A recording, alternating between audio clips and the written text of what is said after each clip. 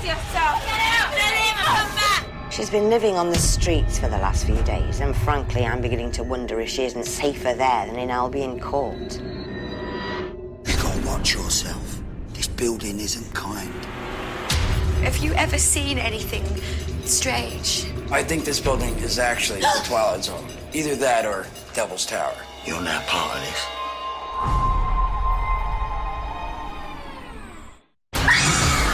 I've just been seeing some really weird stuff going on. First time we stayed in this building, the old lady upstairs got committed. Wake up. There's been 3 deaths in this building. Die, you nigger full of zombies! You gotta get out of the building.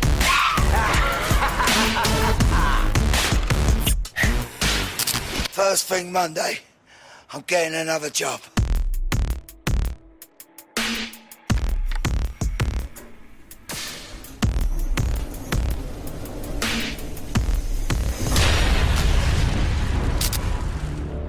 Devil's Tower.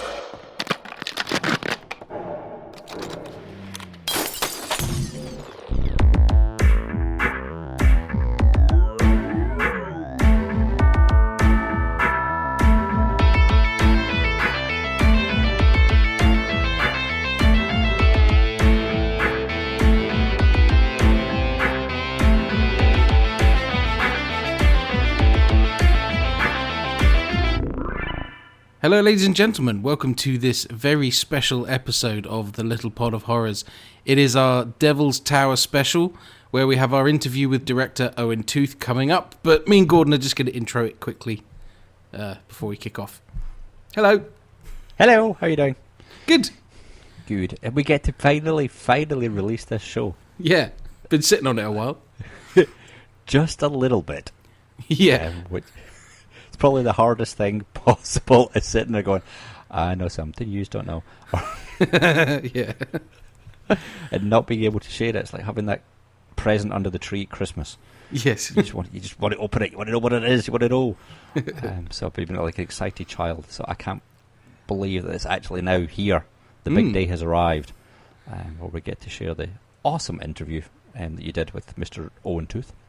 A lovely man he's too, and I've had the very great pleasure of seeing him again since, because he had an ident for playing out before Zombievers at FrightFest, and I saw him go in and I had a chat with him, and we ended up having a bit of lunch together as well. So it was kind of cool. Hobnobbing with the stars. Yeah. So and also, I haven't been yet because we're recording this a little bit in advance, but I'm also going to the world premiere of Devil's Tower, which is playing at the Grim Up North Festival on the 10th of September. Past. Yes. So at the end of this and after the interview, you should hear some crowd reactions who have just come out of seeing the film. So we're giving you the full package here, people. And you can win a copy of the Blu Ray. That is just awesome. We're throwing a kitchen sink at it. Yeah, don't expect this too often. No. Unfortunately, I wish we could say, yeah, we're sitting on some more interviews and screeners and all that stuff, but no, alas. Well, I'll do what I can. all those contacts I made at FrightFest. None. You've got to start. This is our start. Our first and I don't even think we've ramped up properly the actual thing that this is a world exclusive interview. It is. Because it was a world exclusive screener that we got to see because we were the first, or you were the first outside of the production team. And then I saw it not about a day after you or something like that, maybe 2 days after you. Yeah, so we're the first two people to see it. Yes, so this is a major coup for our little show. So take that, big places. Yeah, you tell him, Gordon. That was pathetic. Yeah, oh, well, what do you expect from me? Try. Sorry. Anyway, to quote someone we love, Scott Sigler, there's a 4 minutes of fury. So without further ado, let's go into the interview. We'll see you on the flip side. What am I talking about? I'm talking about Little Miss Goody Two Shoes calling the feds. I didn't call the feds. Yeah, right. I didn't. I can't believe I'm having to justify myself to you. You broke into my flat. And that was a misunderstanding. I don't care what it was. You broke into a flat that you shouldn't have been in. And don't misunderstand this. I didn't call the police. Then where's my buddy Paul? What am I, his bloody secretary? Hello, ladies and gentlemen, and welcome to this extremely special episode of The Little Pod of Horrors, the best idea since premarital sex on Halloween. Still the best idea since premarital sex on Halloween.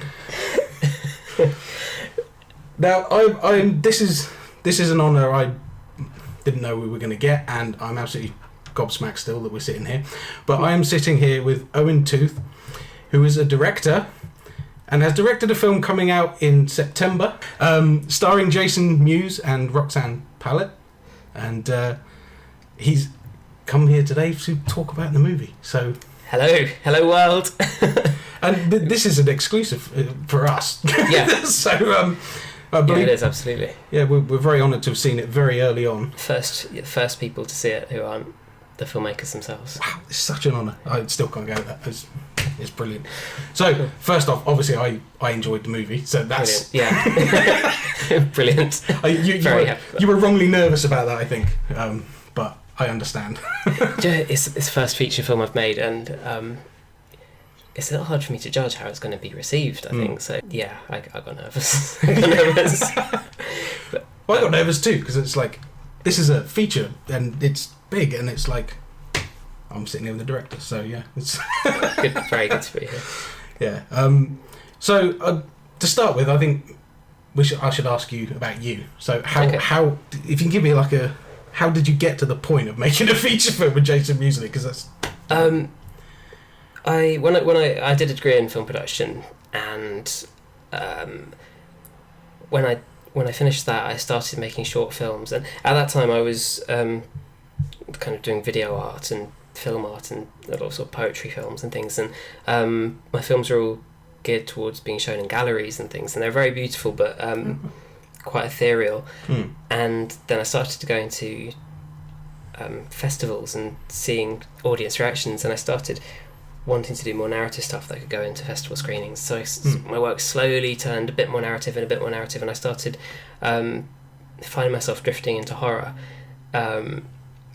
I think because it's a genre where you can still make kind of really beautiful images, and you can be really expressive with the way you're filming it. So you know, your lighting can kind of change dramatically depending on what's going on in the scene, and you can be a lot more playful with your angles. And so I just and I've always adored horror movies my whole life anyway. And yeah, it's taken me sort of 10 years of making shorts to feel like I'm ready to make a feature film. And just when I made the decision to start shooting a feature, or that I wanted to make a feature film, I met the producer of Devil's Tower, Dom, who saw a couple of my shorts at a screening and really liked them and said, do you want to make a movie? Brilliant. And me and Adam, the writer, had been working on the script for quite a while, and he read the script, and I think it was like within 6 months we'd raised the finance. Wow. And we're on set shooting it, which was amazing. I was expecting a really hard journey trying to get it off the ground, and it was so fast. Yeah, I was going to ask, I didn't know if it was been like a crowdsourced thing or anything like that, but obviously given the producer's background as of getting the money, know how to help you with that. No, I've not really touched crowdfunding yet. It's something I'm looking forward to when I do get to grips with it. But no, it's all through private investors, so it feels very proper in that like making movies sort of way. You know, it's proper old school filmmaking in that sense that people have got to make their money back out of it, which is quite scary for me. Well, yeah, absolutely. You know, most of the films all the shorts I've made have either been sort of funded in a way that it's, you know, they're funding an artist to make something, or it's out of my own pocket. And with that, it's, you know, I'm just trying to make the best film I can make. Yeah. And then when you've got investors to pay back, suddenly there's always this thing in the back of your head going, are they going to make money out of this, or is it just really arty? So yeah, trying to make sure that there's that balance is kind of a really interesting challenge for me, actually. Yeah. I mean, one of the things that stunned me out was sort of looking at the cast. How do you go about getting a cast like that? You got some very talented people involved with this. We've got some really good people. We've got some, I mean, part of it was just kind of having the balls to ask, I think. Yeah.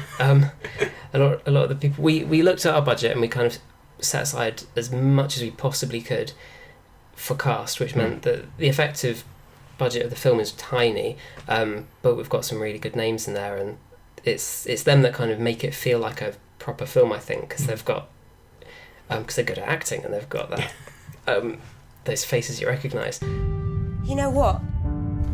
I made you what you are today. You should be thanking me. Thanking you? For what? If your dad loved you so much, then why did he walk out and leave you with me? You nasty piece of shit! You know what? You're nothing to me! You're nothing but a drunken fucking joke! They shouldn't you to people like you! Get off me! Some of them were just in the right place at the right time. We had Roxy came for an audition, and she was auditioning for a far smaller part. Really? Yeah, she was. Okay. I haven't watched that many sort of TV soaps and hadn't seen her in Emmerdale, so she wasn't sort of big on my periphery. I knew her from Dancing on Ice. Yeah. And we had her in just for a much smaller part, and she totally floored us in the audition. Absolutely blew us away. She's brilliant. Yeah, she is. And so in that audition, we sort of said thanks very much. Clearly we were going to give her the part, and we let her go. And then, kind of after she'd left the room, I sort of went, guys, we've got to give her the lead. She's perfect for it. And suddenly we were calling her agent and trying to sort of run around through the city trying to find exactly where she'd gone, because we were just getting back on the train. We managed to track her down, bring her back to Quad in Derby, which is the sort of arts centre where we were doing these auditions, and gave her 15-20 minutes to read Sarah's lines and get used to those, and then come in and do an audition for that. And again, it was perfect. And so on the spot we cast her for the lead. And Jason Mewes was, I mean, I've been a fan for a very long time. I love Jason Mewes. And we just approached his agent and said, here's much money we have. Right. Do you reckon he'd do it? And you had him in mind for the part, then, did you? Was it in writing it? No, in writing it. You have your fantasy. You must have your fantasy football list, kind of who you'd like for each role in your mind's eye, and then try and get as close to that as possible. Exactly. I imagine. Yeah. When writing it, I mean, the original version, Sid's part was going to be played by an Asian guy, because the idea of the tower is the Albion Court is kind of a slice of Britain, and we've kind of got a bit of absolutely everyone in Britain kind of represented in that. So I wanted it to feel really like that's England in there. And then as we started casting, things changed. But I think that the reason we were able to go for a bigger person like Jay for that role was because originally we were looking at Karnacki as the person who's going to be the big name for the film, because we could only afford one expensive actor. And we were thinking of having Sean Bean for that part. But it turned into, we could afford him for 2 days, then maybe we could afford him for 1 day, and then it turned into, like, his fee doubled with the success of Game of Thrones, and so of course, suddenly it was, we were thinking of, can we film it with a body double for all the shots, and I mean, the reason Karnacki in the film has a welder's mask on for the fight scene was because we thought, well, that way we can just film Sean Bean putting a mask on his face, and then we can just film someone else in a boiler suit running around killing people. I was going to say something about having Sean Bean as Karnacki, but I realise I can't say it because it'd be a massive spoiler. But I think you know what I was probably going to say. But anyway, sorry. Running things with Sean Bean. Yeah. Yes. Yeah. But, I mean, because of that, it meant we could then afford Jason. I mean, we had him for 6 days. Right. He did all that in 6 days. Yeah. We worked him hard as well. It was kind of, from the moment he arrived to the end of the film, he was just on set non-stop, and we were filming, some scenes where there's where he's in and we've got other people in the scene, we'd film the bits facing him while he was in England, and then a week later, once he'd left, we'd film the other half of the scene facing the other way. Of course, yeah. Well, that's continuity. That must be tough. Yeah, it was tough. God. It was hard. Well, you pulled it off, because at no point did I clock anything. So, so you clearly worked. Continuity is actually a really tough thing. But I mean, we had a great script supervisor called Taz, who was really on the ball with that kind of thing. And I think for those scenes, because I was quite nervous about that way of working,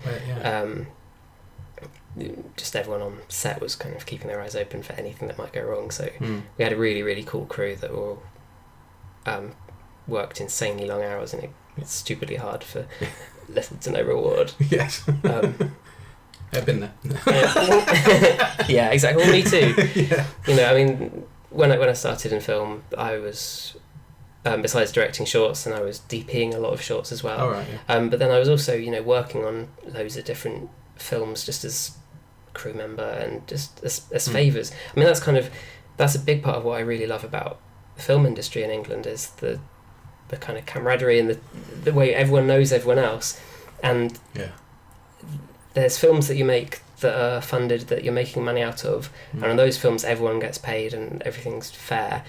And then there's also the films where clearly there's a team of really passionate people who are doing it for the reason you ought to be doing it, which is because they love it. Yeah. And they're excited about an idea, and they're trying something new, and they haven't got any money.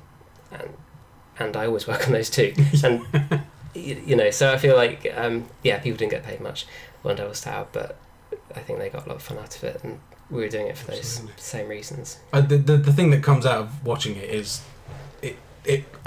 when it finished, I was like, that must have been so much fun. Just to be on set and make that movie. It must have been awesome. Yeah, it was a riot. Someone visited set and said it was just like a scene in Gremlins when it's la la la la. Everyone's just running around screaming. There's people here, people there. Everyone's kind of panicking about different things, or you know, running to grab a shot of this, or it was absolute madness in a really positive way for me. Anyway, it was Is Jay as cool as we all think he is in real life? Oh, and then some. Yeah, absolutely. Yeah. I'm sure he is. I had to ask the question. You know? Yeah. I mean, everyone asks what he's like in real life because you do wonder if that's just an act. But no, I mean, he's brilliant. He's so funny and so much fun and so high energy the whole time. He never, in terms of sort of directing him, he was fantastic as well. You know, he never complained. He never. When you're working with sort of more famous people, there's always the worry that they're going to be a diva or something like that, but he was wonderful, and we just had a great time with him. And I mean, you know, as soon as you call cut, he'll be dry humping something or someone. Brilliant. You really need to calm the fuck down. Sarah, it's been an emotional day for you. Sid, no offence, but you're a bit of a lunatic. Just a little bit. Look, I'm down to go look for him, right? Look, he usually hangs out on the roof or the upper floor, because Karnak never checks the flats up there. Skitty butt. Right, come on. Hang on a minute. I'm paying dressed for a drunken party, not a search party. Well, you just stay here. We won't be long. Yeah. Here, entertain yourself. Yeah. There's so many little lines I'd love to just drop, but it's just like, no, people are gonna have to go and see this film, because you've got a real there's such a light-hearted air to it, and the comedy. It took me by surprise, actually. I mean, I watched the trailer first. Yeah. I was like, oh yeah, I'm in for this. I mean, you probably haven't listened to our shows or whatever, but you may not be aware we have a device which we keep out back. No, I don't know about the device. This device. I've listened to a few shows, but haven't got to the device. Well, this device is called the Boobometer. And I have to say that the Devil's Tower actually scores a terrific double D on the Boobometer, which that's very well done. Thank you so much. Because here's a little pod of horrors. We went through like our first few shows worrying about how misogynistic we may sound, but like it's like, no, horror is a genre with tropes that you have to respect, and you didn't shy away from the boobs. It's like if you're going to throw blood at the camera, you have to throw some boobs at the camera, and get that balance. But it can be done so badly and with no taste whatsoever. But because of the comedy twist with Devil's Tower, every time it's done, it's really brilliant. There's a chuckle payoff which really works well. But again, I'd love to say the lines, but I can't. I'm not going to spoil anything. Excellent. I mean, I haven't actually explained what Devil's Tower You must have the synopsis logged in your brain. Devil's Tower is it's a horror film with a strong comedy spine. It's about a girl called Sarah who gets thrown out of her house and moves into a tower block. And in that tower block, an evil spirit takes notice of her and starts to try and control her and the people around her and into making its own horror movie.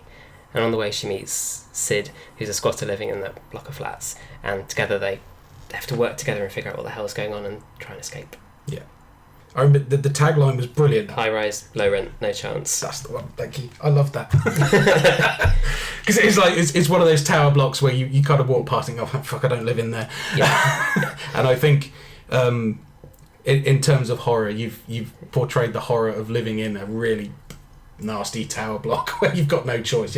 People are trapped, and I think that's portrayed really well. I mean, the fact that her door won't even close. It's just like, oh God, I'd have fixed that day one.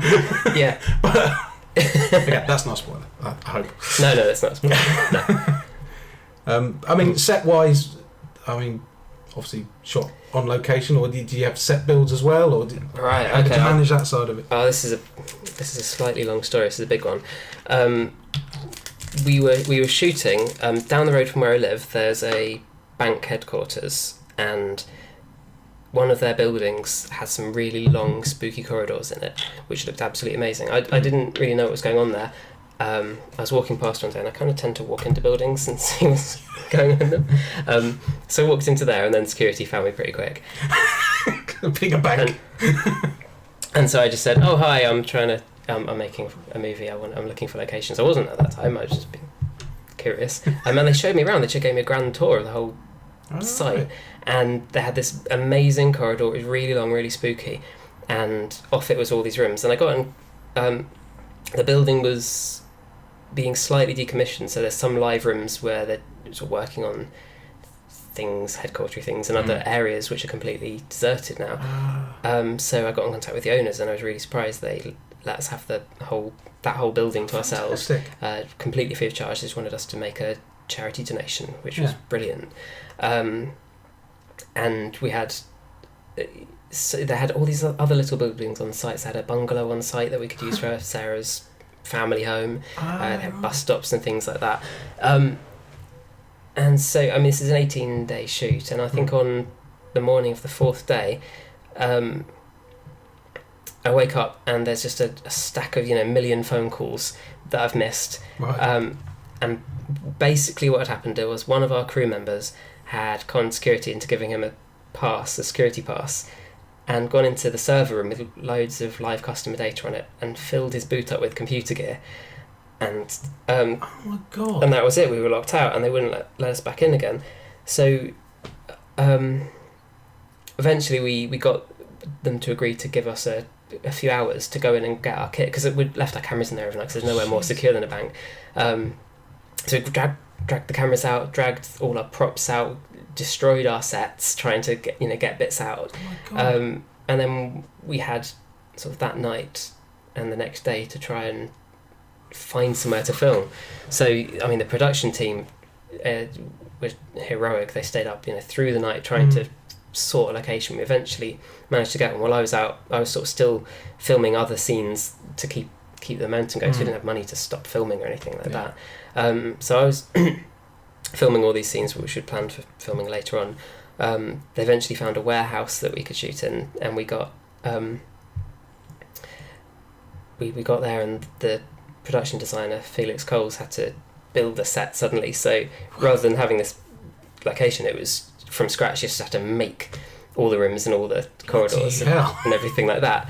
And credit to her and her team, she did it in next to no time and no materials or budget. That's amazing. And then we pretty much had to scrap sort of 80% of the footage we'd filmed in the first few days, because it's all wouldn't match. There's a couple of shots that we've snuck in there, but besides that, it's all done on sets now. Oh, wow. Which is heartbreaking. So much respect for your crew, my word. That's one hell of a curveball. It was horrible. It was the morning it happened, I really thought that I just had a full start to my career, and that was it. It was all over. I'll bet.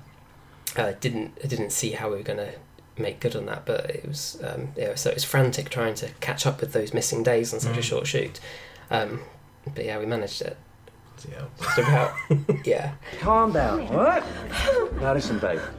It's obviously a couple of junkies, right? No! Matt's out of the fucking mind. You don't understand, please. He's making a lot of noise. Please. Hold that, sweetheart. Look, get yourself a fucking Lamborghini. Please just listen to me. It's all right, babe. Shh, it's okay. Look, People 2 get minutes. murdered outside. It's He fine. can't do this.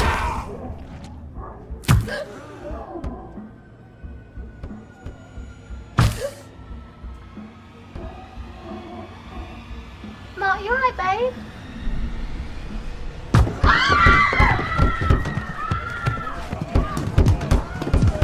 But I think we attracted lunatics on our film as well. Like we just had people going crazy for all sorts of reasons.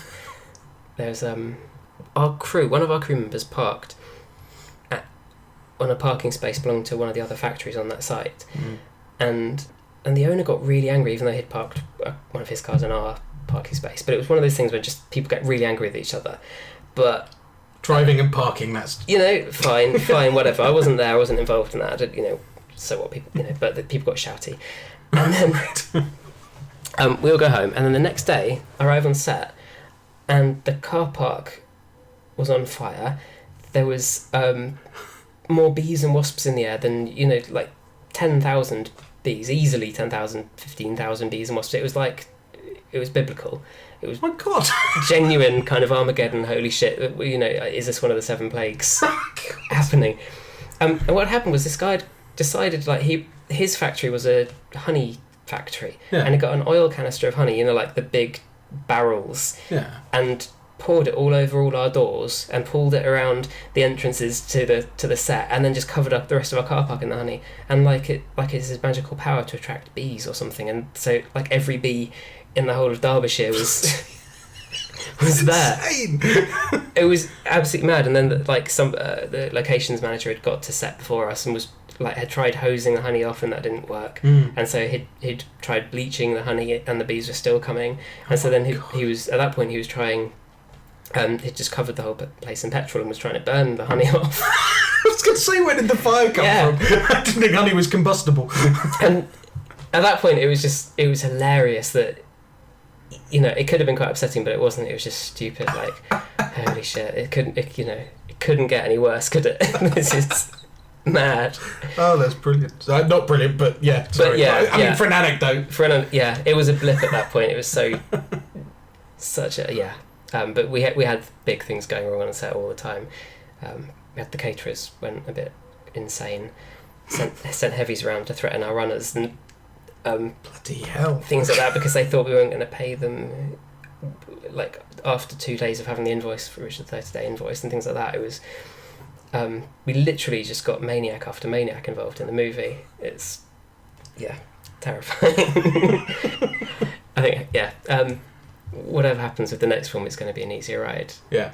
Well, yeah. That's a trial by fire, literally. Yeah. Literally. My word. Because what I was curious about is that lift. Yeah. Where was that lift, and did you graffiti it yourselves? Yes, and because yes, we graffitied it. It says on the back of it "fuck me, it's a squid attack" or something like that. Yeah. I love that. Every time the lift opens, I just see that and chuckle. Yeah. So Adam Dakin, who's an actor, but he was also a locations manager. He's the first person in the film, first guy in the film that you see for the prelogue. He's just brilliant at making stuff. So when we were talking about how we're going to film it, and we were looking for lifts that we could use, and considering going to a scrapyard as well and things like that. Okay. And he said, "Oh, don't worry, I'll make one." And I said, "No, because it'll just be shit." Which was nice of me for that vote of confidence. But at that time, I didn't know how. I didn't think it'd be possible to make a really convincing lift from scratch. And he went, no, don't worry about it. And a couple of hours later, he sent me a little clip he'd shot on his phone of a mock-up lift, a tiny miniature one, and it was perfect. The doors, opening in that proper kind of halfway. And so, we bought some iron, and he and Felix made a lift. That's incredible. Graffitied it and And I honestly thought you'd had to have shot some of it in a legitimate tower block with a lift like that, and you'd had to coat the wall so you could graffiti it. I mean, I was very lucky to. I worked on the TV pilot recently. We shot it in a tower block in Mile End. Yeah. And we get the permission of the building manager. And oh yes, you can shoot in the lift. And we had to gaffer tape cardboard onto the back of the lift to make it look more dodgy. We graffitied it, and then a few hours into the shoot, the lift came back down. Somebody just ripped all the cardboard out of it. From a continuity point of view, it's like, can't shoot down the lift anymore. Just can't even find cardboard to cover it. And it was, with people coming in and out of flats and things like that, I was thinking, logistical nightmare. So I was kind of marvelling at how you really get the feel that you're in that that tower. Yeah, the tower, that's actually a tower block that's was part of Derby's hospital. Oh, right. It's a tower block that they had flats for nurses in there, and that's been decommissioned because now the whole hospital's moved somewhere else, so it's just empty. We were going to film it in Birmingham. There's Birmingham's I think it's called Film Birmingham. The people that kind of try and promote filmmaking there were really good, really useful, and they took us to a load of different tower blocks that we could have a look around. So there's a few tower blocks in Birmingham. Yeah.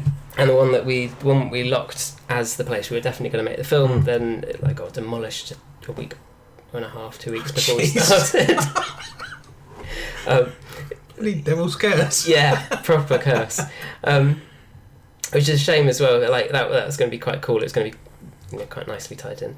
But I think that would have been nightmarish as well, because there would have been tenants on different floors of it. Yeah. And it was in a quite a rough area, and I think if word got out there's a film shoot going on there, maybe we would have had stuff nicked. Especially with camera gear and stuff. I mean, I actually remember being terrified sitting in the car after this shoot, Mile End, thinking how many hundreds of thousands of pounds worth of gear was sitting behind me in this car. Yeah. I mean, I suppose I could look intimidating, but not as intimidating as some of the people who are walking past me, So, jeez. It's a frightening thing sometimes with filmmaking. The kit I carry is worth 20 times more than my car that driving it in. Yeah, if you're shooting on red or something like that, and you've got 5 lenses, it's like, that's a lot of money. Yeah, it is.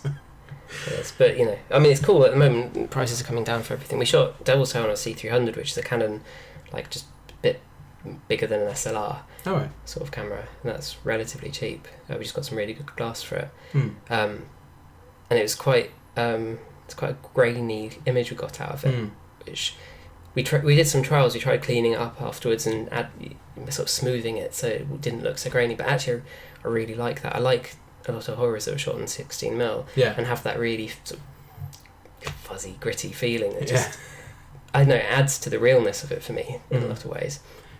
I think one of the natural things to do with this film is because it does bring Attack the Block to mind. I couldn't avoid that. But again, at the end of it, I had a much better feeling than I did from Attack the Block, and obviously that. Thank you. I can only imagine how much more budget that had.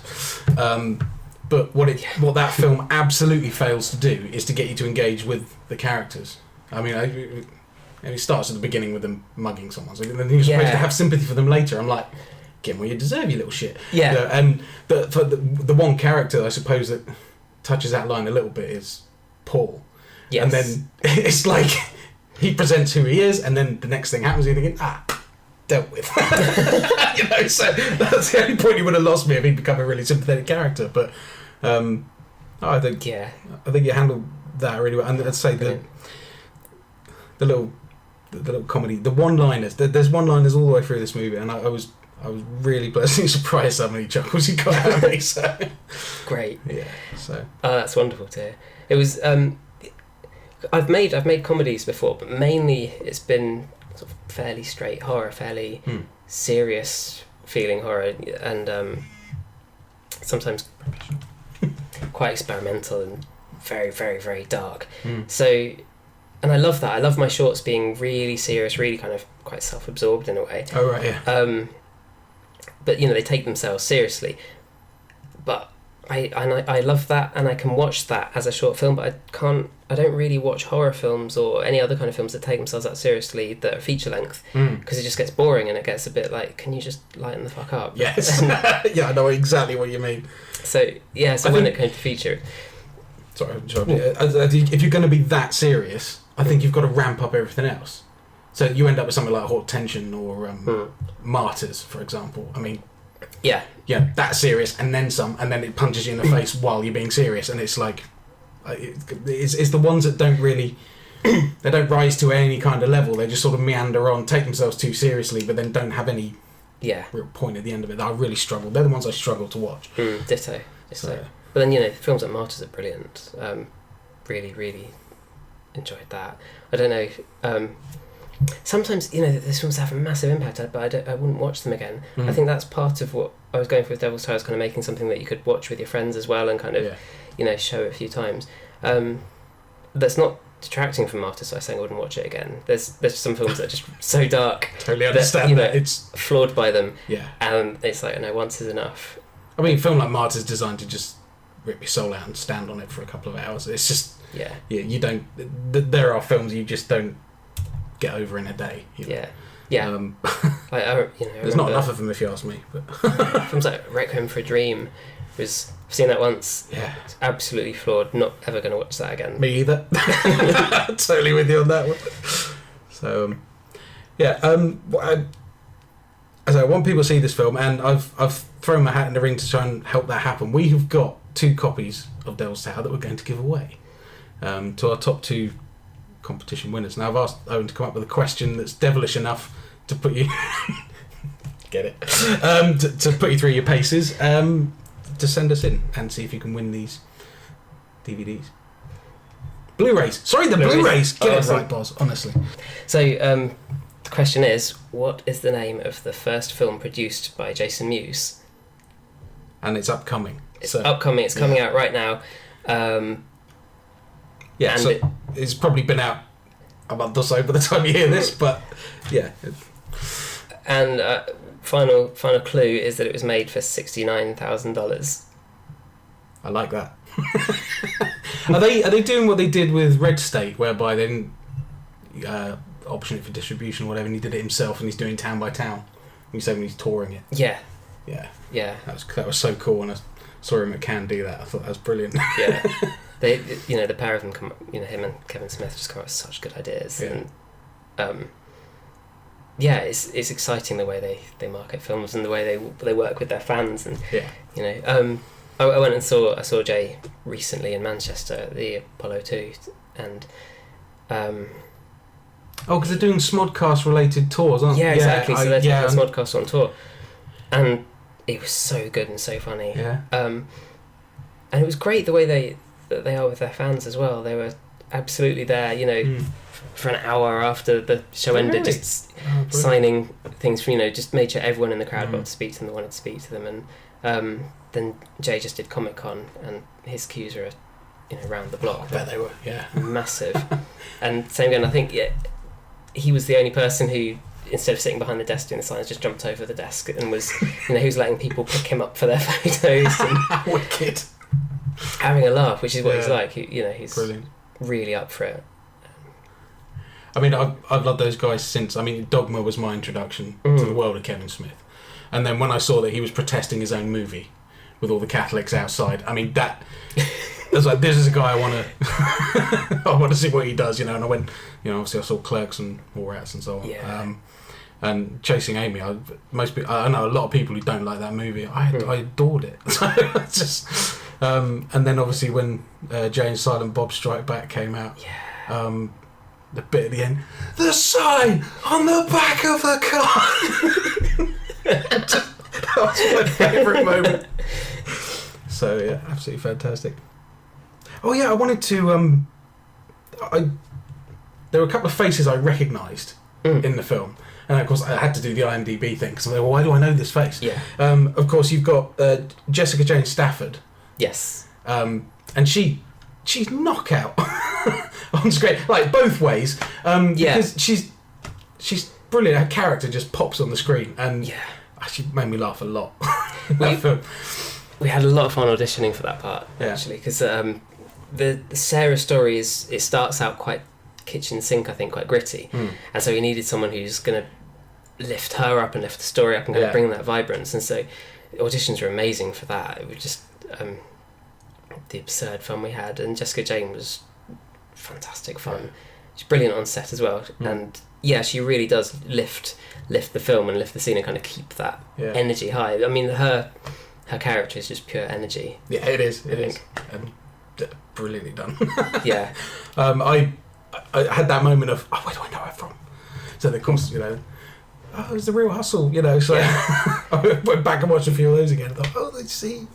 I think she's, her performance, it's impressed a lot of people that I think maybe assumed she wouldn't be a brilliant actress. But yeah, I love her. I love her part in this film. Yeah, absolutely love it. But the thing is, like The Real Hustle is you see the stuff she does on that, and it's like. That's acting. Yeah. I mean, that's really because you're fooling someone for real in front of their face, like, rather than through a lens, so. That was the only connection that I had to my dad, and she had to go and fuck it up again!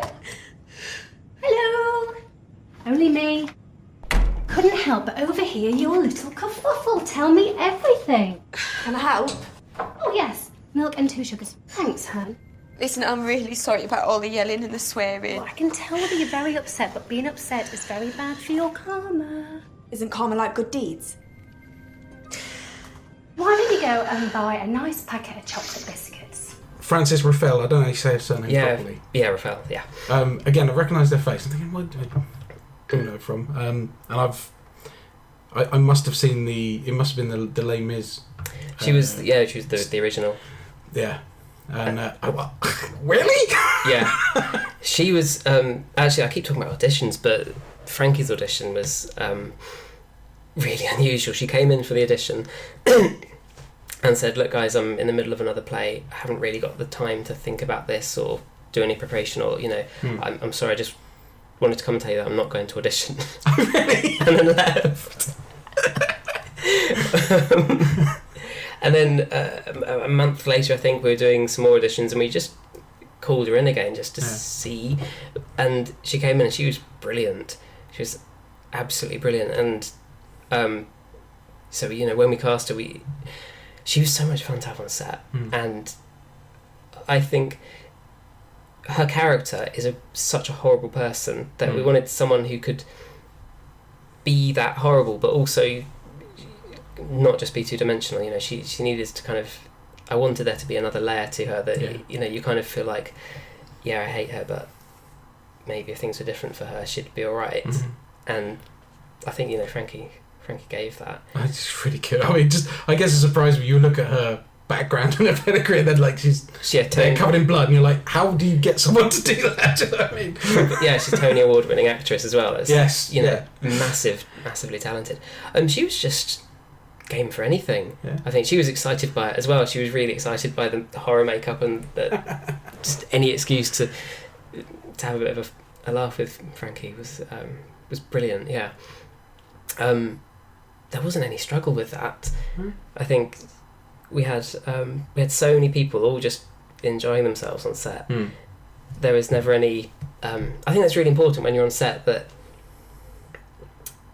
no one ever gets too serious, even on a kind of a serious moment in the film, that you can't.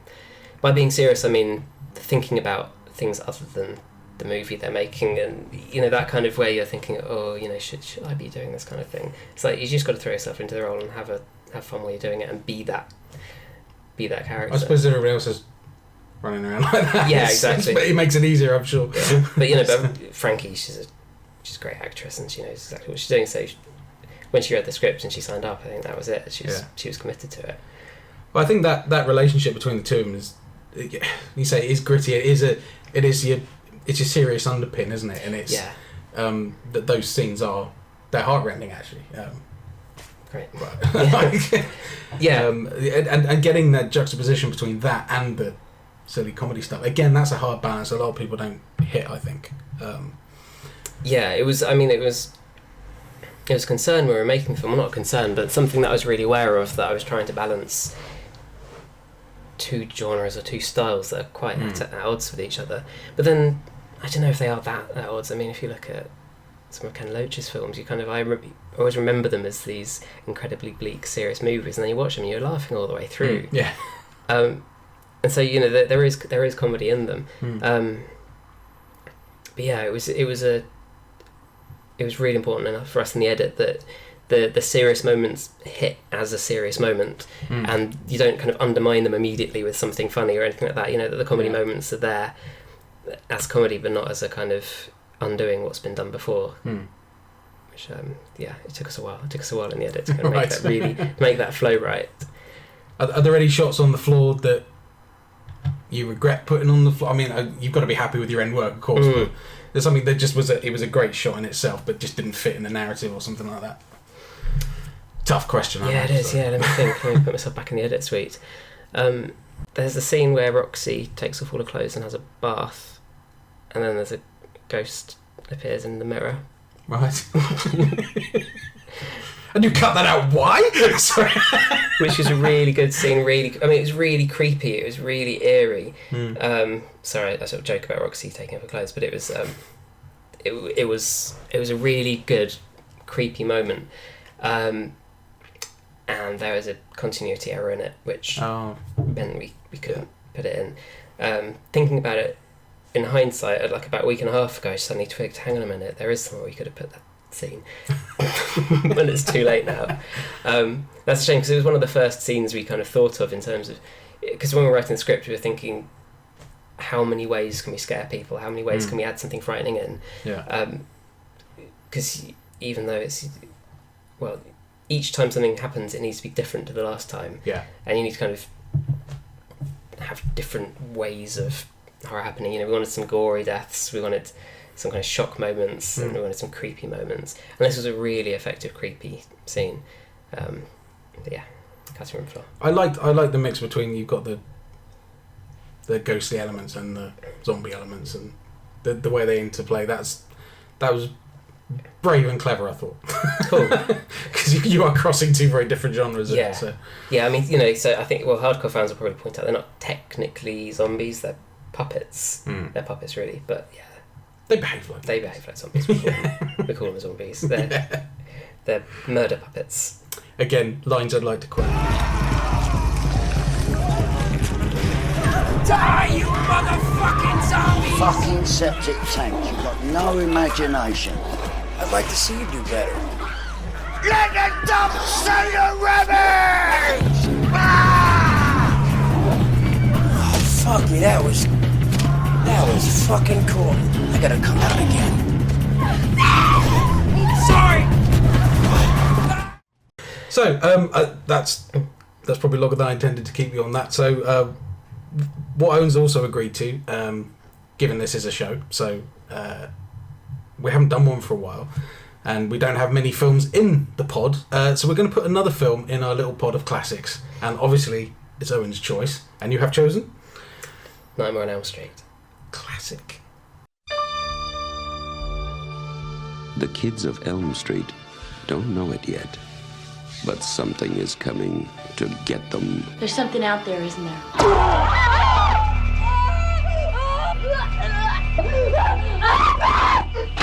You could just see cuts happen. What did that, Lieutenant? I don't know. What the coroner got to say? He's in the jar and puking since he saw it. They're gonna kill me for sure. Did you do it? There was somebody else there. He was locked in a room with a girl who went in alive and came out in a rubber bag. No one knows where it came from or who it will visit next. Nancy? There's something wrong with you. You're imagining things. Nightmare on Elm Street. Do you believe in the boogeyman? No. Whatever you do, don't fall asleep. No! She's the only one who can stop it. If she fails, I'm your boyfriend now, Nancy. no one will survive.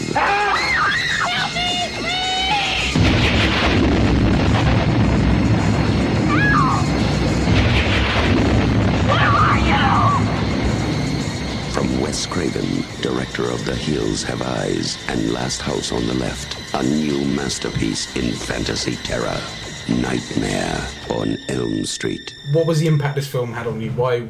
What made you choose it? What made me choose it? It's kind of one of the handful of sort of 80s horror movies that I just adore, that I can watch again and again. That it's become iconic. It's become completely iconic. I mean, you know, Freddy is kind of, he's almost part of pop culture now. He's beyond the movies. He's just everywhere. Everyone recognises him. He's like the Madonna of horror. And also, I mean, the films have just got such brilliant ideas in them. The whole series, I mean, there's some weaker films, but there's some absolute corkers in there as well. And the first one, what a terrifying idea, that in your sleep someone can still kill you, and that, you know, unless you can wake yourself up, you're going to die. And when you do wake up, you can't quite trust that it's reality, because maybe it is still a dream, maybe he's tricking you. I saw that when I was a kid, and I loved it, but it terrified me. And on the way to school, I had to cycle past Elm Street. Oh, did you? I went so fast past that every day. Oh, that's brilliant. Yeah, it was like the next street along from Bateman Street, and someone across the E out, so that was Batman Street, which is a much nicer street to cycle down. Well, until you read American Psycho, that is. Yeah. That's quite a scary avenue with all those streets off it, jeez. God, yeah, we've got some bad killers there.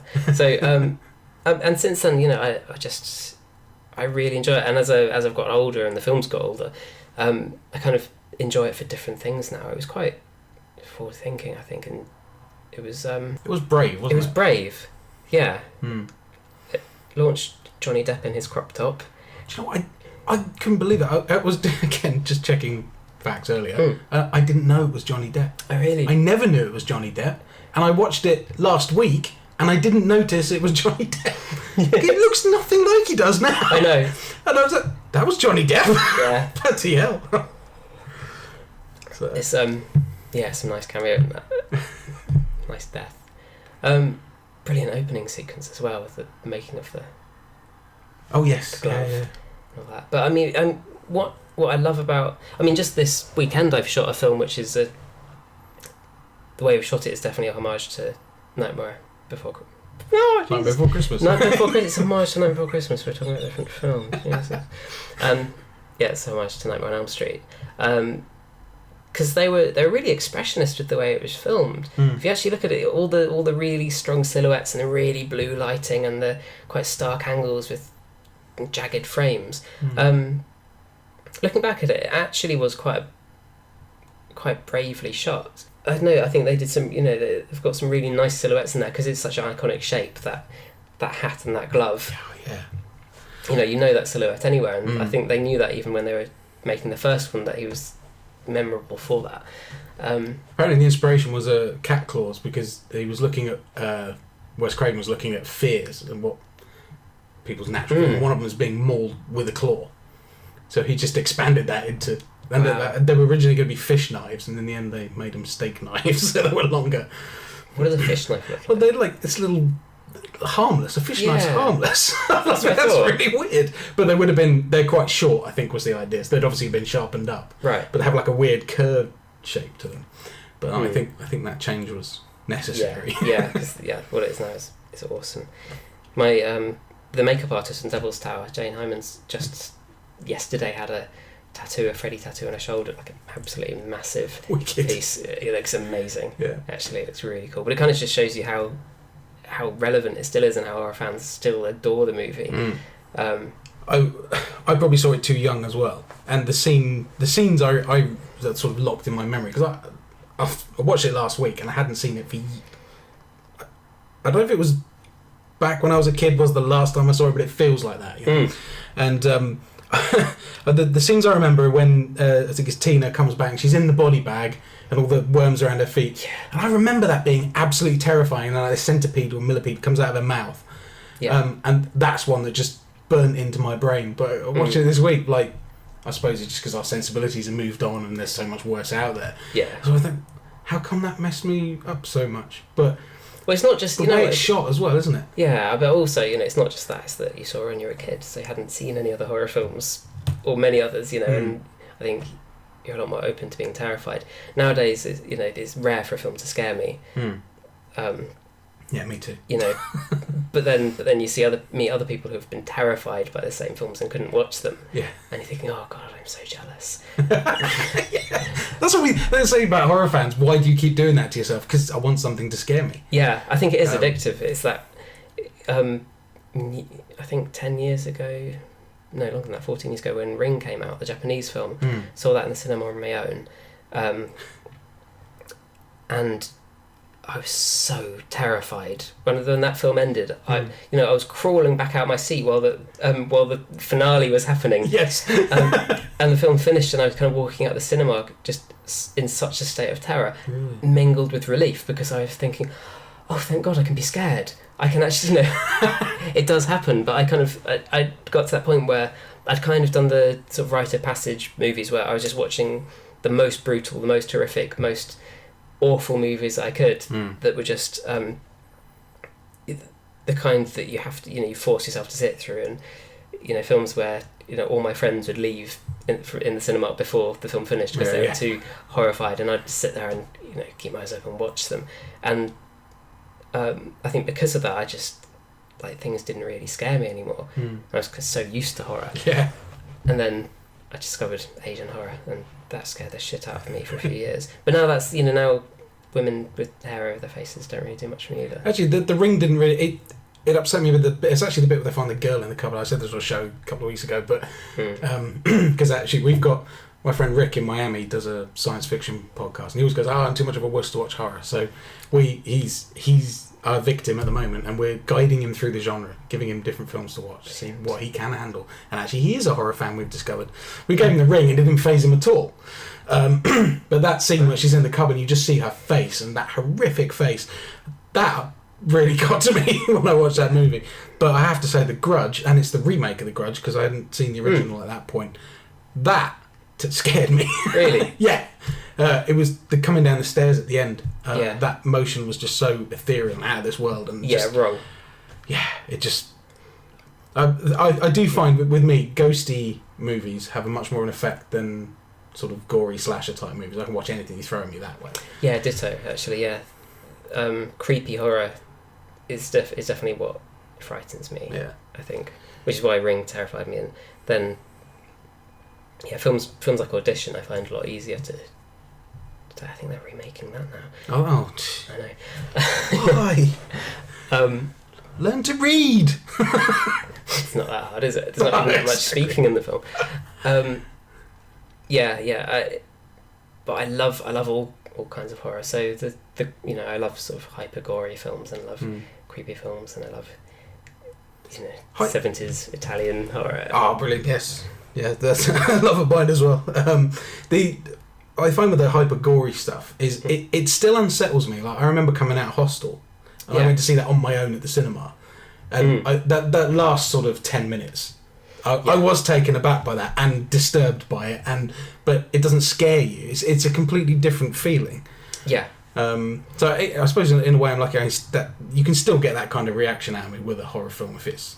But I've explained this before to other people, but. What upsets me more is actually war movies. So seeing people suffer, and that happened in real life. Yeah. I find that much harder to cope with. If somebody's, or like a mother's end, their kid's just been hit by a car and the mother's screaming, that upsets me to my core. Because that sort of thing happens every day. You know what I mean? Yeah. The guy comes around the corner with 5 knives on his hand and smashes them in half, and it's like, I can live with that. That's not a problem. No, it's true. And, often with horror films, some of them are a bit lazy and your characters are so stupid that you just feel like, oh, fuck you. Go on then. Go on, you separate. You walk down the dark bit of forest on your own, and, that's fine, you deserve it, because you suck. There are films like... I can't watch anything with animals getting hurt at all. Right. Absolutely can't hack that at all. If the dog dies, I get very upset. Yeah. Things like that. It's just, that's what really upsets me. I tend to sympathise with women more than men. I mean, that's why Devil's Tower's got a sort of strong female core. I think it's just the way my mind works. I expect guys to take care of themselves. So if they're running around screaming on a film, I'm just like, oh, come on, just deal with it. I was saying to my other half as we were watching Nightmare on Elm Street, because I think she'd seen it years back, because I didn't remember any of it. And she's going about Nancy. I said, Nancy is nails. You know, you get this sort of stereotypical image of like horror screen queens who are just like, that's it. Yeah. And it's like, no, I mean, do you see the booby trap she managed to build in 10 minutes? I know. Because I've never noticed that before. I was like, there are time frames in this. How does she do that in 10 minutes? Like, when she's got the book at the library and it's like, I can't remember what it's called, but it's, you know... It's like homemade booby traps for war, you know, but it's hardcore stuff. Yeah. She's awesome in that. Yeah, she's taunting him. Fucking come on then. You know, I was thinking, it's good. I'd forgotten that part of her character. I know she's sort of tough as a won't go on sort of thing, and I suppose I remember New Nightmare more because I remember seeing that at the cinema. Yeah. And again, she's pretty nails in that. Yeah, I love that movie as well. That was good. Really, just really playful with the genre and really exciting, and it was, you know, kind of a really good precursor for Scream. Absolutely. Speaking of which, I've just done a little short film, and in it we have a small boy who's in it for about 4 seconds, which is just long enough to die. Right. and the boy we cast, it turns out his dad was the producer of Scream. Oh, right. He'd never acted in anything, he was just a friend of a friend. Oh, weird. And his uncle was the guy who has to saw his leg off in Saw. His grandfather produced Angel Heart with, you know, Mickey Rourke and Robert De Niro, and this boy he didn't want to be an actor or anything. He was really worried because he was so good that he was worried that it meant that he'd have to be an actor when he really wanted to be a footballer. Bless him. It was fantastic. But yeah, so 7-year-old boy, much bigger claim to fame than me. Wow. That's very cool. Yeah. But yeah, that's my link now. I'm now linked to Wes Craven through. It's like degrees of separation from Freddy. So I'm close. Bit worried if you end up dreaming. Yeah. Well, actually, we were watching it, and that first kill with Tina, where she sort of rolls around the ceiling. Yes. Yeah. And then drops into the bed, and the blood splats on the wall, and I'm like, no, that's not right. I remember so much more blood. Yeah. And my memories were that fuzzy. I'd completely forgotten it was actually Johnny Depp's death, and I think they used something like 5,000 gallons of blood to do that scene. That's just throwing it at the wall, isn't it? I mean, literally. Yeah, it's amazing. The death when she's being thrown around the room. I mean, that's quite an influence on Devil's Tower. That scene. There's a scene. How many? I mean, are we going to spoil a thing? You're the director. It's entirely up to you, sir. There's a scene where it's clearly referenced, because I just think that's such a nightmarish idea, being, you know, physically thrown around by someone that you can't see. Yeah. Well, I mean, you know, you don't have to say where it happens. Yeah, in Nightmare on Elm Street, it's you know, there's someone witnessing that. Yeah. And just what it, you know, imagining that's real, imagining what it must be like for him trying to do something and being, you know, or just seeing cuts appear on somebody like they do that. It's just that'd be so weird. So even if the movie nowadays doesn't feel quite so scary, I think if you kind of just buy into the concepts behind it and just kind of put yourself in those positions, it's utterly terrifying still. No, yeah, really, really nightmarish. Without trying to just play on the title, it really isn't nightmarish though. The whole end sequence I'd sort of forgotten as well. It's the Home Alone end sequence, isn't it? Really. But the gooey stairs. I remember the gooey stairs, and then the flaming footprints going up the stairs later on as well. And I remember the gooey stairs thing used to scare me as well when I was, you know, time to go to bed and you just like power sprint up those stairs. It's terrified you're going to get stuck on them. But again, it taps into your dream fears, doesn't it? Because when you're trying to get away from something in your dream, you're just can't run, and it was just a physical representation of that, which I think we can all relate to that. Absolutely. Yeah, horrible feeling you get in those dreams. You can't run or you can't punch. You're trying to punch something, your fist going keep missing. Yeah. I used to have those dreams a lot because I was bullied quite a lot as a kid, and then sort of it was years later I decided to learn some martial arts, and I found that actually when my brain knew how to fight, that I was actually well hard in my dreams. So I would have dreams where I just kick people's ass all over the place, and it was like whereas before it was like the slow done punching through treacle and missing. It's really weird. I know it's just me. It's very strange. I don't know. Well, it didn't work for me. I did martial arts. I've done sort of 13 years of kung fu, but now I still have those dreams. I can't punch people. Okay. You're lucky on your dreams. Is that before grading? Yeah. Yeah, particularly, or after an argument, that's it. I'll beat you up in my dreams. Yes. I hate gradings. Well, it's funny to talk about martial arts. It's just like, Daddy, save me. I'm like, yeah, go on, kick his ass. You're really good at karate. Because every time I see John Saxon, it's just like, I always think of Enter the Dragon, you see. Yeah. So it's like, well, not really good, was he? It was like, you learned a few kicks that look good on camera, but... It counts. That counts. I think once you play the role like that, it's just like, I can never separate it out. So, but yeah, it was... Yeah. I enjoyed revisiting it, but like, the effects, like the blood from the bed still looks amazing. I realised when Freddy's running around on fire, it's a very big fire suit, isn't it? Very big fire suit, yeah. When his arms go long, it doesn't really work for me anymore. No. The mum going through the window at the end. I've always loved that shot. And cut to dummy. Yeah. It's really thin dummy. I mean, that shot, I don't know if it would have been that convincing at the time, or if maybe people weren't as used to. I think it's so obviously a dream at that point, isn't it? Yeah. It's this complete dreamscape, and I'd forgotten about the stripy roof on the car as well. I love that touch. That's brilliant. Yeah. But they try and get away with it by doing it so fast. I reckon they must have sped up the footage. Yeah, because it's gone. But I do love the mouth and the tongue on the end of the phone receiver. I'd forgotten that bit as well. It looks terrible now, but it's classic. It is. It's like a little parody of itself in that moment. But it's brilliant. And there's so much I love about that film. Just the tone of it, I think. And that kind of, I don't know, that teenage feel as well. Yeah. I love films that kind of sum up being a teenager and have that awkwardness and that.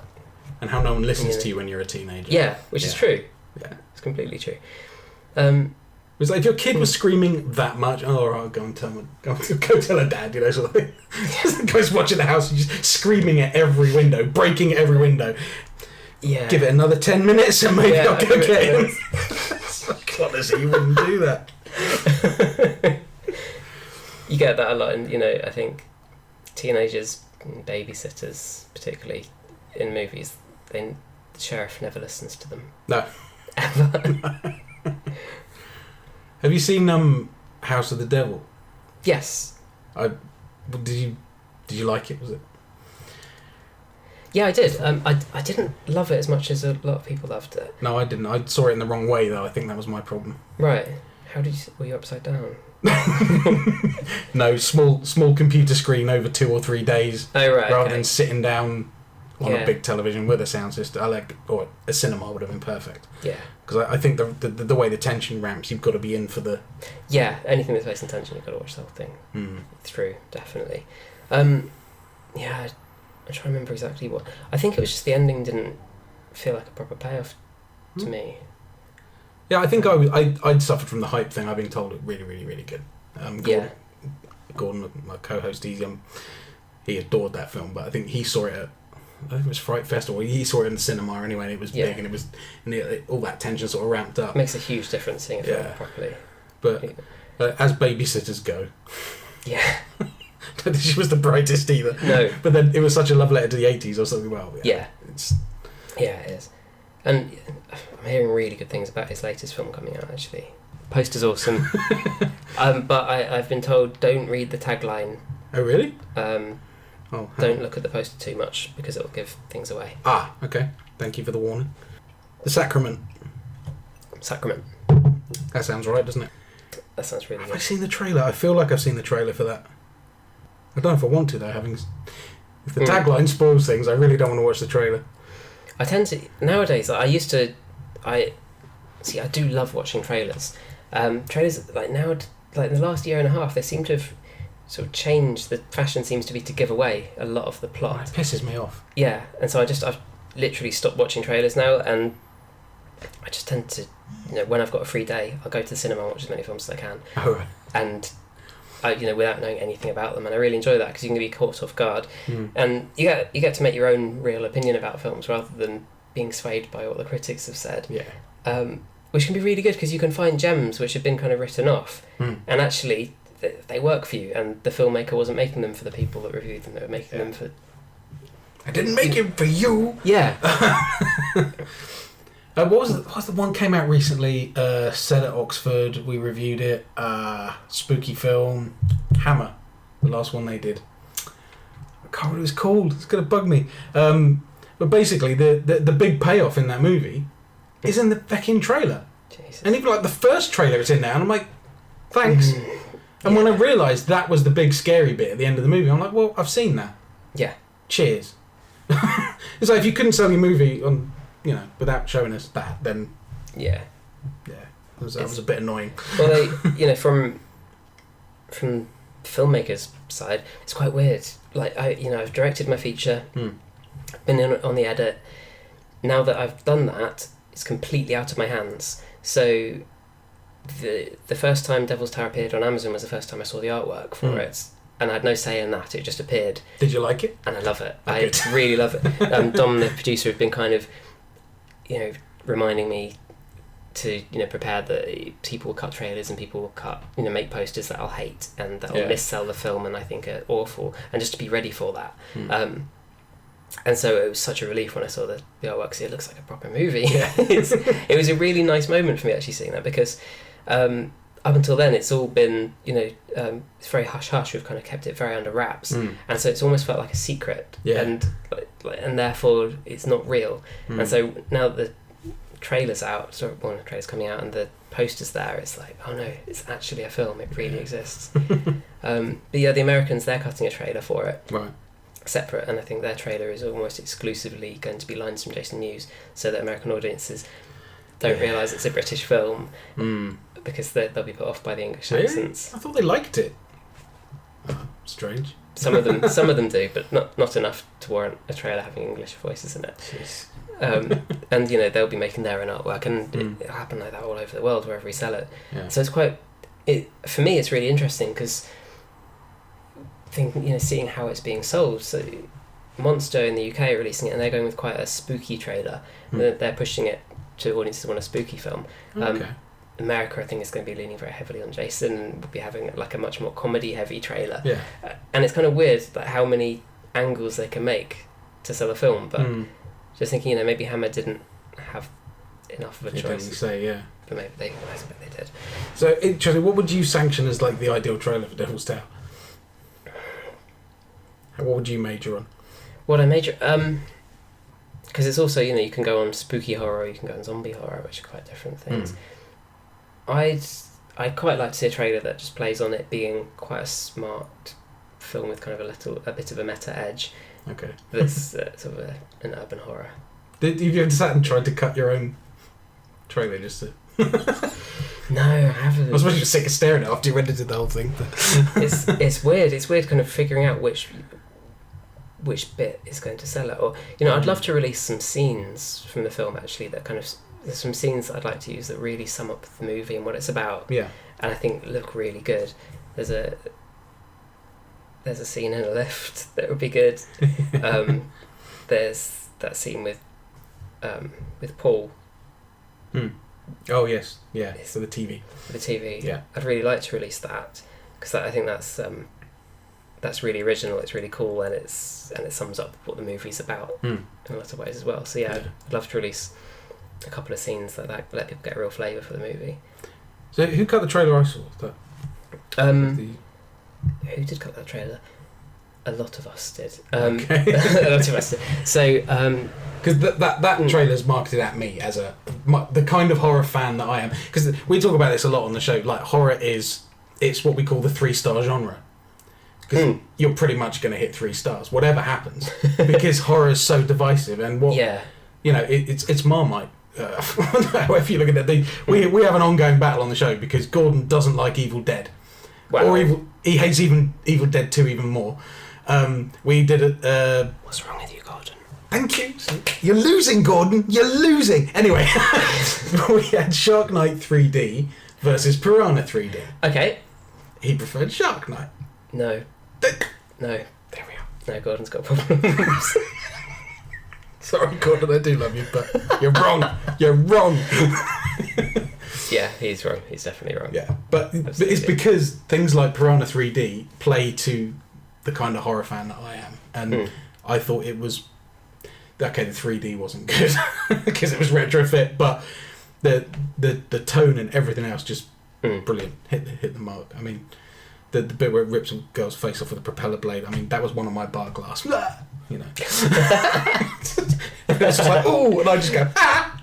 So, oh my god, did we go off Elm Street or what? That's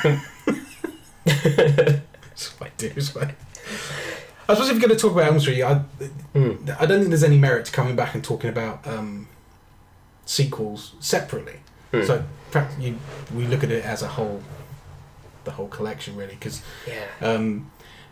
it can emerge a bit into one with some of the sequels. I mean, some of them I can't remember at all. Like 4, 5 get really fuzzy in my brain.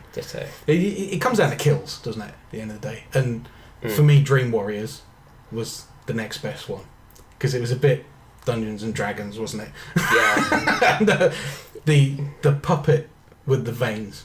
Yes. That is one of the most gruesomely upsetting things I'd seen.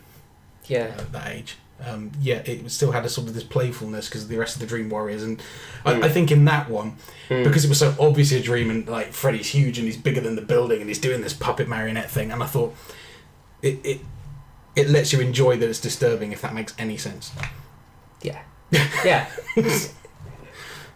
Definitely. It kind of, I guess, in the way Clive Barker does, has these really, has these really gruesome ideas, but there's something sort of mesmerising about them. Yeah. But that's almost dreamscapey as well, isn't it? I think that some films with dreams wind me up if you're going into a dream all the time and it doesn't have context. I find that quite difficult. It can be an easy sort of get out of jail free thing, definitely. Yeah. So. Yeah, it can be too easy, but I think Nightmare on Elm Street kind of own nightmares. They can do what they want with them. Yes. Yeah. It's, the best use of dreams is such cool ideas in those movies, and they don't stop. They don't stop coming up with new ideas. But the new Nightmare, I think, is again that was just a real wake up for me about how playful you can be with the genre. How I think Wes genuinely he's a real innovator with horror. He's come up with some fantastic films. I was speaking to someone the other day who hates him and thinks he's crap. And said he hasn't done anything good, and I was like, "Have you seen Scream? Honestly, he's that film changed my life." He's done massive horror films that have been, that are so memorable and so iconic, and but they're also they're genuinely really clever, and at the same time they're terrifying. The opening scene in Scream is really frightening and brilliant. Yeah, she's dead. What? Yeah. That was a stroke of genius. Yeah, holy shit! And I personally, I didn't like the fourth Scream at all. I didn't either. I was jealous of the people getting killed in that movie by the end of it because I just thought, stop it, please. I saw what they tried to do, but I don't think it wasn't that. I don't know if it was the narrative, the script. It didn't reach me. At all. It was like, this is the next generation of how this would work, and it's like, nah, I'm not buying it. No. In fact, I've not liked anything beyond Scream. I was quite harsh, I believe. I think it's Scream 2, where it turns out to be his mum. And I remember exclaiming loudly in the cinema, "Is his fucking mum?" It's that guy everybody hates, but I was outraged. Yeah. You've been way to this point, and it's that lame a payoff. I was just like, oh dear. I can be harsh. Yeah. I'm sorry. Well, no, that's fair. Fair enough. But yeah, the first one was such a amazing film for me, and so that's why I chose Nightmare on Elm Street. Excellent. Well, I don't feel like I've said enough about it, but I think it's one of those films that speaks for itself a lot. Like you say, the imagery, the stuff that lasts forever, the hat and the glove, and I love that. Have you seen The Rise of Leslie Vernon? Behind the Mask. No, I've got that on order though. Right. I've heard really, really good things about it. I love and that film. I've seen clips and it looks brilliant. Really, I just the concept is all, I saw a clip with the dad talking about how to use a knife, and he's chopping carrots, and then you kind of pan off, and then when you pan back, his to slice the whole thing perfectly and things like that. It looks really spot on, actually. Yeah. So yeah, looking forward to. I won't say anything more about it, but I mean, it's just that is, Freddie and Mike and Jason. That leads into films like that, and I say the legacy is just going on, and I love that. I'm not such a fan of remakes. I didn't like the Nightmare remake. No, God, no, that was embarrassing. It was really bad. Did you know the guy who... I get this right. The guy who played Freddy in the remake went to the audition with Johnny Depp to audition for that part, and they didn't like him. Johnny just went along to be with his friend, and they said, "Can you read?" And that's how he got the part. And Haley didn't. He got to play Freddy in like 2010. Jesus Christ. Yeah, weird world, isn't it, the way it works? That's amazing. I mean, what's in the trivia, whether it's completely true or not, but, yeah, it's a cool story. That is a cool story. Yeah. But no, really, I don't dig remakes at all, generally, because there's not... And our attention span isn't that short that we can't go back a couple of years to watch a film that's brilliant. That's the remakes thing. So, it's about 1 million degrees in here because we're coming up to the hottest day of the year. Pouring sweat. Yeah, and there's very little ventilation, so we're gonna wrap here. Owen, thank you very much. I would say. Thank you so much. Let us watch it, and it's been a pleasure. Yeah, thank you. It's been fantastic. So, get your entries in for the competition. Email address will be at the end of the show, and if you don't win the Blu Ray, go and buy it. It's out now. It's out now on Amazon. Yes. And the rest of the internet and supermarkets, I hope. Excellent. Yeah. Thank you very much. No problem. Thank you very much, everyone. Goodbye.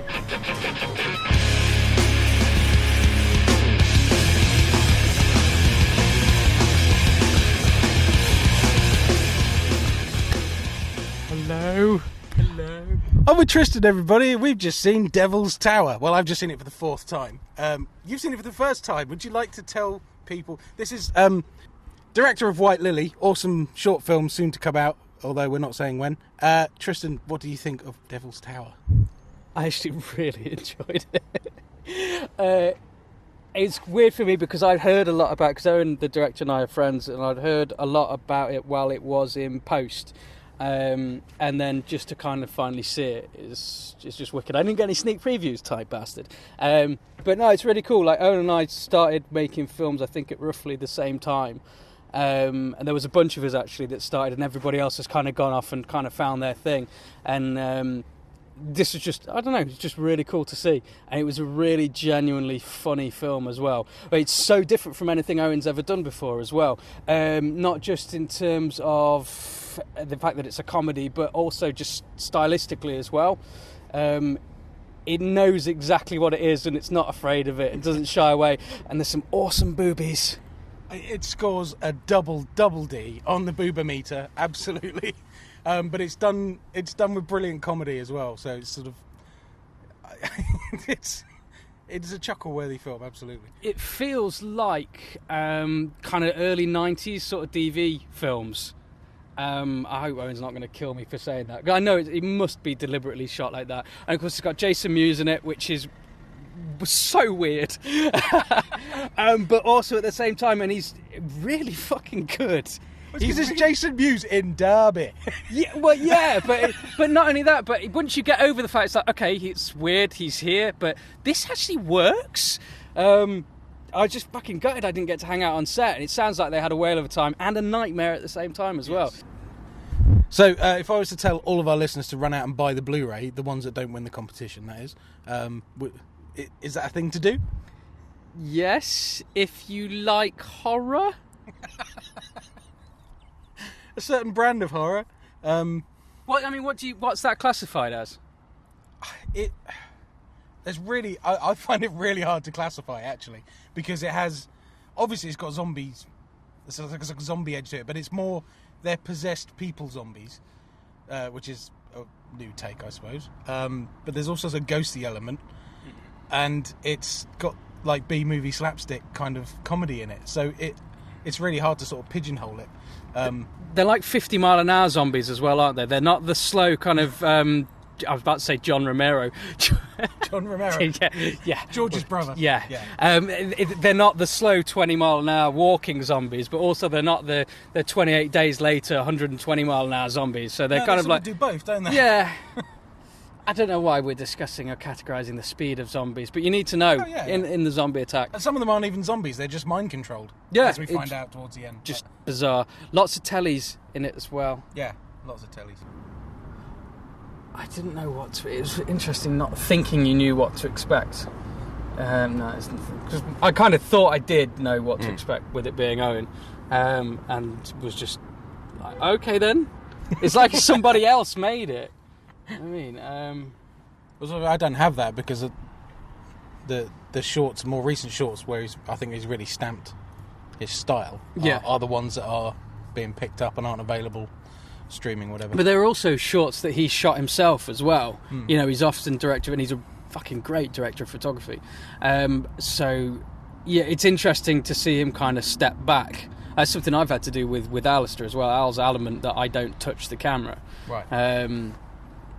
And it's you kind of feel a bit of a disconnect to begin with if you're used to camera operating as well as directing. But at the same time, yeah, I think Owen's right. You know, it is kind of quite freeing as well. It feels weird that you feel like you're not doing anything and like you're not contributing. It must be fucking horrible.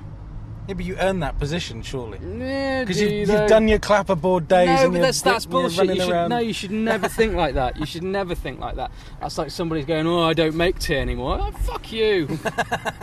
That's so good to make tea. Yeah, exactly. If there's a job that he's doing on set and you are working on a low budget film, you just if you see it and it needs doing, you fucking do it. Yeah, I'm not saying never do it again, but when you are in the director's chair...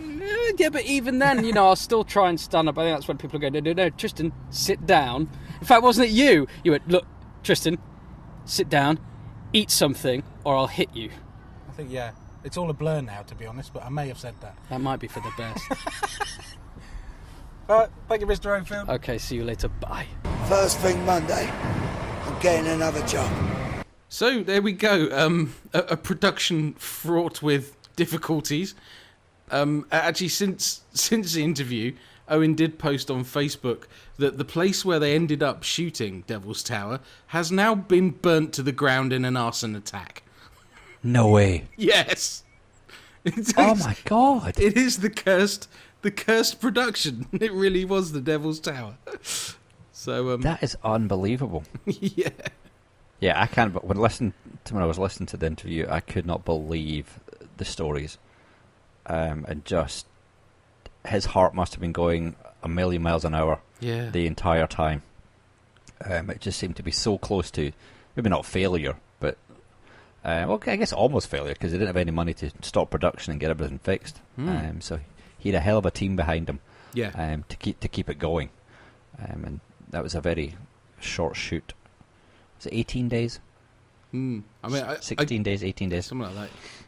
I get the impression he's a fairly cool customer most of the time, and whereas I would have just probably flipped out, shouted at people, and gone to pieces. I get the impression he kept his head. It does strike me as that kind of person. So okay, yeah, I think you would have to be. Although after turning up to work and seeing everything covered in bees, I mean, there's nothing you. Yeah. There's nothing you can really do other than just laugh about it. I mean, yeah, that's an amazing story. I love that story. Yeah. I also love the fact that he confirmed that Jason Mewes is as cool as we all think he is, and yes, the fact that when the camera wasn't rolling, he was humping somebody's leg. That's kind of exactly how you imagine him. So yeah, it seems to be what you see on screen is what you get off screen. Absolutely. Almost, but yeah, it sounds a lot of fun on that one. I mean, the director's commentary, if there is one on the Blu Ray, I'm not sure. Did you ask that question? I didn't, you know. Oh no, I'd be That's interested to see the first if one, there's... leave me alone. Hey, you did an amazing job. I'd have been sitting there going, she was pretty. That bit was cool. So no, you asked some great questions. But yeah, it'd be interesting if there is a director's commentary on the Blu Ray.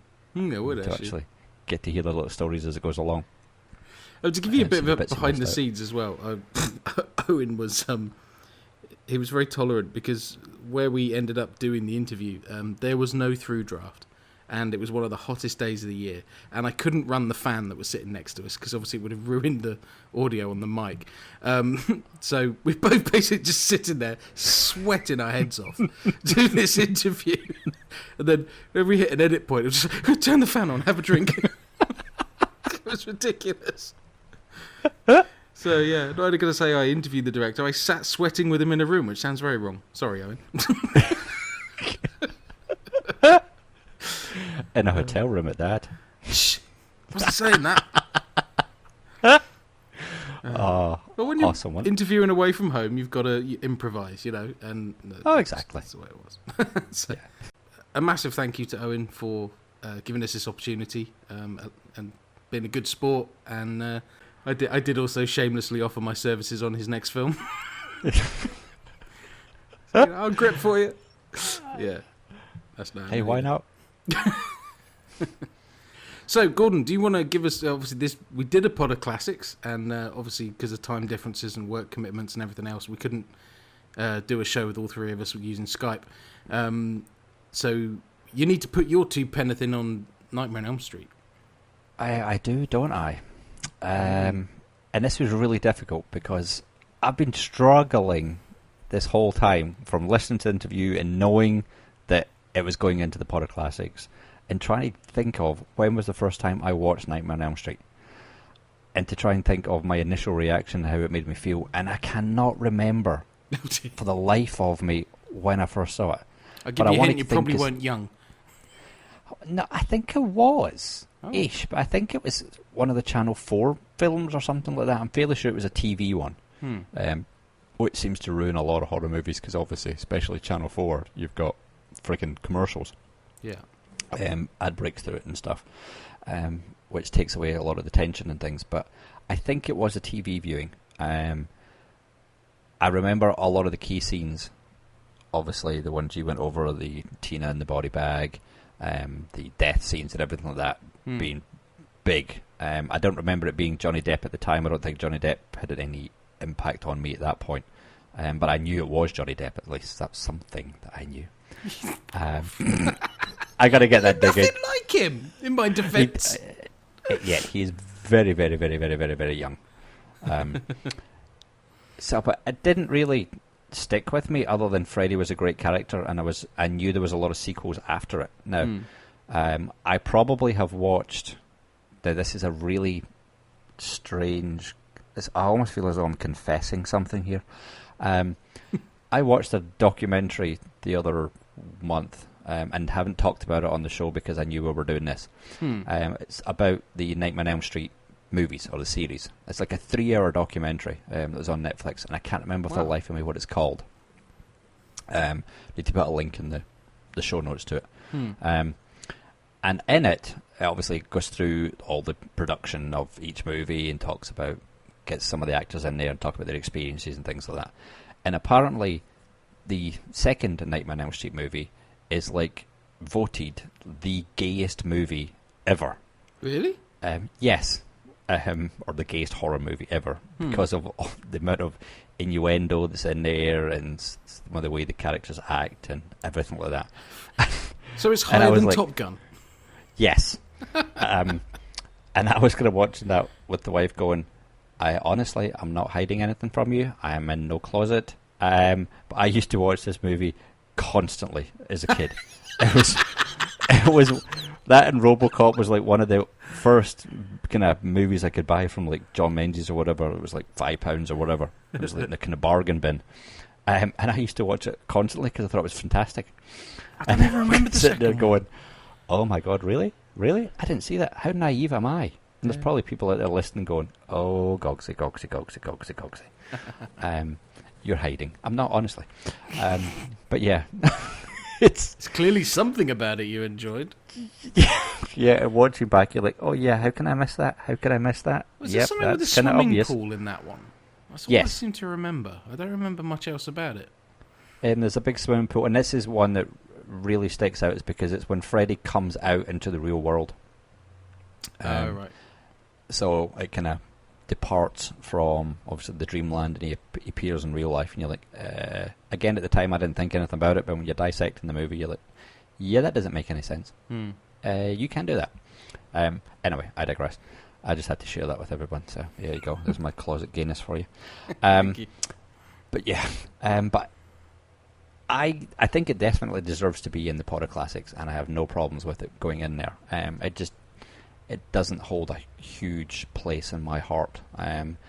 Unfortunately, I think it doesn't hold up too well on a rewatch. No? I mean, I think it's just the effects. They're really bad, but they're bad in a good way, if you know what I mean. Yeah, like the stretchy arms bit is still hilarious. I think that always was hilarious. I can look at them and appreciate it, and the tongue coming out the phone, and the mom getting sucked through the glass at the end, and all that stuff. You're just like, oh my god, really? But I mean, when they did the kills, especially Johnny Depp's death and Tina's death and stuff, that was like cutting edge at the time. And again, when you see stuff in the documentary and what they were doing and tilting the room and putting the blood in and stuff like that, it's like, wow, that's awesome. So they clearly knew what they were doing, and those are the scenes that have stuck with everybody that has seen the movie. So I mean, I think it deservedly has a rightful place now in the Pod of Classics. And just so everybody can beat up on me some more, seeing as I did get some beatings ups again, freaking Evil Dead and Shark Night. I was with the remake right up until about 15 minutes from the end. Oh. I was actually pretty much enjoying it. I thought, this is pretty good. It's kind of faithful to the original story. I didn't like the fact they tried to do some of the same scenes. I don't quite like that. I'm more of a, if you're going to do a remake, do your own imagining of it. Don't put in the bath shot, because we all know what's coming. Do something different. But when it got to the kind of end and the whole backstory of Freddy was coming out and the kid remembering about Freddy touching them and doing all that stuff, I was like, nah, okay, you've lost me now. You're kind of taking this in places that I don't want it to go in. We don't need to know that. See, I don't even remember that about it. I just think I watched it and then erased it from my memory somehow. Yeah, I was very much against it. I think it was like 99 cents on Amazon. And I was like, okay, I'm going to watch it just so I can say I've watched it. Yeah. And like I say, the end just completely ruined it. I think it was a kind of fairly solid remake before that, and then it just kind of went to crap. Because they tried to do the fact that I'm saying that they were trying to do, I think they should be doing something more original, but when they tried to do the original stuff at the end, it kind of fell flat on its face. So, if you know what I'm saying. Yes, it's always what we say about remakes. You are damned if you do something different, and you are damned if you don't do something different. You cannot win. I applaud them for trying. I just don't think they did a very good job of it. And hopefully it will die there. Yes. I don't think it needs to It was be. a while ago, and there's no sequel to that. So yeah. Not yet, anyway. Unlike feckin' Halloween. We don't have to talk about that on here. No, we don't. It doesn't have to exist. Even though someone sitting behind me actually enjoyed the remake, but I'll not name and shame him on the air. Yes, I've got some teaching to do on that one. But no, I'm glad he put it in there, because now I don't feel pressure to put it in there. If that makes sense. Yeah. But no. And just to hark back to what you said, I thought he sounded a genuinely lovely guy. It was a great interview. He seemed just as nervous as you were in parts, which was kind of nice and kind of sweet. Well, I think it's just it's probably natural in that nobody outside people involved with the production had seen it, so it was the first critique, and I think if I'd hated the movie, it would have been written all over my face because I'm the worst liar in the world. So. Yeah. It would be a very difficult thing to go, okay, now how do we talk about this? Yeah. She was pretty. But no, I'm going to say... Yeah. Yes. That was a tower. Lovely tower. Yes. Nice shot. I am going to reserve talking about it anymore, I think, for a later show. So, I can get a chance to catch up with it again, because it has been a while since I saw it, and I'd like to get a rewatch of it. And then hopefully have other people get a chance to watch it in the meantime and send in some feedback for us. and then I can share my thoughts. So leave you all guessing as well. Yeah, send us your feedback. We'll do a follow-up and we'll do a proper review, of the movie like we would a normal movie we watch. Yes. And we'll do that in a couple of shows' time. Yes, exactly. Give people a good chance to find it and give it a chance to watch it. And that'll tie in nicely with us announcing the winner of the Blu Ray. So that's what we'll do. Yes. Come on, you can do it. Think about it. Don't Google it. Although you probably will, won't you? You've Googled it already, haven't you? Buggers. Okay. Yeah. Well, we won't set a date for it just yet. No. Give us all a chance. But yes, look forward to an upcoming show for the competition deadline date to get your entries in. No, unless you've got a few weeks. Yeah. June 15, something like that. So. Yeah. We expect lots of entries, people. Come on. You know you want to win one. Yeah. Well, the next show has to be my FrightFest roundup anyway, so it's going to be the one after that at the earliest. Yes. Because the FrightFest roundup will be a 6-day extravaganza podcast. I've got like a gazillion questions that I want answered. One of which is, very topical for this show in that I was literally 10 feet from Freddy Krueger himself. But I shall tell you next time what happened there. Oh, you bastard. You're sneaky. Okay, on that note then, let's get the hell out of here. Die, you motherfucking zombies! Sorry, had to say that. Okay. Bye. If you would like to get in touch with the show, please send an email to podofhorrors@simplysyndicated.com. Tweet @podofhorrors. Or visit the Facebook group. Facebook.com/thelittlepodofhorrors. Also, make sure to check out our blog at thelittlepodofhorrors.com for updates, polls, and other thoughts on how Ron Gordon is... other thoughts on the horror genre.